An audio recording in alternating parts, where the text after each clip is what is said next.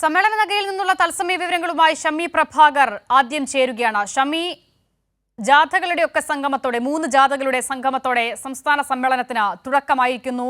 ഉയരെ ചെങ്കൊടി, വലിയ പ്രതീക്ഷകളും വിപ്ലവാവേശങ്ങളും ഒക്കെയായാണ് കൊല്ലത്തിന്റെ മണ്ണിൽ നിലവിൽ പാർന്നത്. വലിയ ആവേശം അവിടെ പ്രകടമായിരുന്നു എല്ലാ കോണുകളിലും. എങ്ങനെയാണ് സമ്മേളനത്തിന്റെ കാഴ്ചകൾ, തത്സമയ വിവരങ്ങൾ?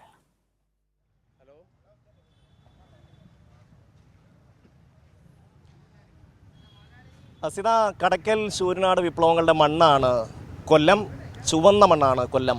ഈ കൊല്ലത്തിൻ്റെ മണ്ണിൽ 3ാം തവണയാണ് CPIM സംസ്ഥാന സമ്മേളനത്തിന് വേദിയാകുന്നത്. അതിൻ്റെ കൊടിയുയർത്തൽ, പതാക ഉയർത്തൽ ചടങ്ങ് വൈകിട്ട് നടന്നു. ആയിരക്കണക്കിന് മനുഷ്യരാണ് ഈ ജാഥയുടെ ഭാഗമായിട്ട് പതാക ദീപശിഖ ജാഥകൾ, ഒപ്പം തന്നെ കൊടിമര ജാഥയും വൈകിട്ട് ഏതാണ്ട് 6 മണിയോടുകൂടി ആശ്രാമ മൈതാനത്ത് എത്തിച്ചേർന്നപ്പോൾ കൊല്ലത്തിൻ്റെ വിവിധ ഭാഗങ്ങളിൽ നിന്ന് മാത്രമല്ല തമിഴ്നാട് അടക്കമുള്ള സംസ്ഥാനങ്ങളിൽ നിന്നുള്ള ആൾക്കാർ പോലും ഈ സമ്മേളനത്തിൻ്റെ ഭാഗമായി തീരുവാൻ വേണ്ടി ഇവിടേക്ക് എത്തിച്ചേരുന്ന ഒരു കാഴ്ച. ഒപ്പം തന്നെ സംസ്ഥാനത്തിൻ്റെ വിവിധ ഭാഗങ്ങളിൽ നിന്നുള്ള ആൾക്കാരും ഇവിടേക്ക് എത്തിച്ചേർന്നു. ഒപ്പം തന്നെ CPIM സംസ്ഥാന നേതൃത്വം ഒന്നടങ്കം ഈ പതാക ഉയർത്തൽ ചടങ്ങിൽ ഭാഗമായി. മുഖ്യമന്ത്രി പിണറായി വിജയൻ തന്നെ ഈ പതാക ഉയർത്തൽ ചടങ്ങിലെത്തി.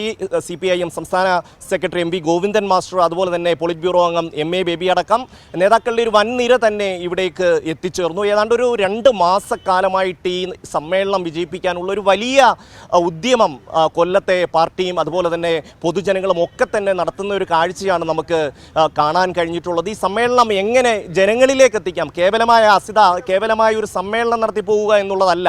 ഈ സമ്മേളനത്തിൻ്റെ സന്ദേശം എന്താണ് എന്ന് ഈ നാട്ടിലെ സാധാരണ ജനങ്ങൾക്ക് ബോധ്യപ്പെടണം. ഈ പ്രസ്ഥാനത്തിൻ്റെ പ്രസക്തി എന്താണ് എന്ന് ഈ നാട്ടിലെ ഓരോ മനുഷ്യനും ബോധ്യപ്പെടണം. അതായിരുന്നു ഈ സമ്മേളനം കൊണ്ട് ഇവിടുത്തെ സംഘാടക സമിതിയും പാർട്ടി നേതൃത്വവും ഉദ്ദേശിച്ചിരുന്നത്. അക്കാര്യത്തിൽ ഏതാണ്ട് പൂർണ്ണമായ ഒരു വിജയം ഉണ്ടായി എന്നുള്ള കാര്യത്തിൽ തർക്കമില്ല. 98 സെമിനാറുകൾ CPIM സംസ്ഥാന സമ്മേളനത്തിൻ്റെ ഭാഗമായി കൊല്ലം ജില്ലയുടെ വിവിധ കേന്ദ്രങ്ങളിൽ വിവിധ വിഷയങ്ങളെ സംബന്ധിച്ച് നടത്തിയിട്ടുണ്ട്. അതിൻ്റെ അകത്ത് പങ്കെടുത്ത ഒരുപാട് വിദഗ്ധരായിട്ടുള്ള ആൾക്കാർ, അവരുമായിട്ടുള്ള സംവാദം, അങ്ങനെ ഒരു ഭാഗത്ത്. ഒപ്പം തന്നെ വിവിധ സർവീസ് സംഘടനകൾ, യുവജന വിദ്യാർത്ഥി സംഘടന, ഒപ്പം തന്നെ നാട്ടിലെ സാധാരണ തൊഴിലാളികൾ, അവരൊക്കെ തന്നെ CITUവിൻ്റെ അടക്കമുള്ള വലിയ ഒരു വിഭാഗം ഈ സമ്മേളനത്തിൻ്റെ ഭാഗമായി കൈമെയ് മറന്ന് നിൽക്കുന്നു എന്നുള്ളതാണ്. അതായത് ഈ സമ്മേളനം ചുരുക്കി പറഞ്ഞാൽ ഈ നാടിൻ്റെ സമ്മേളനമായി മാറുന്നു, ഈ നാടിൻ്റെ ഒരു ഉത്സവമായി മാറുന്നു.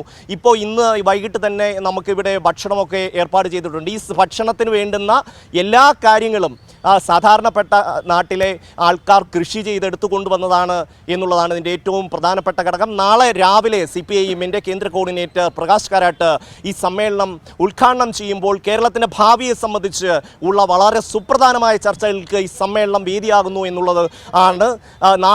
നാളേക്കുള്ള പുതുവഴികൾ, നവകേരളത്തിനായുള്ള പുതുവഴികൾ എന്നുള്ള ഒരു രേഖ കഴിഞ്ഞ സമ്മേളനത്തിൽ അവതരിപ്പിച്ചു. അതിൽ എത്രമാത്രം കാര്യങ്ങൾ നടപ്പിലാക്കാൻ കഴിഞ്ഞു, 2ാം പിണറായി സർക്കാരിന് മാർഗനിർദ്ദേശമായി അല്ലെങ്കിൽ വഴികാട്ടിയായി പ്രവർത്തിച്ചത് ഈ രേഖയാണ് എന്നുള്ളതാണ്.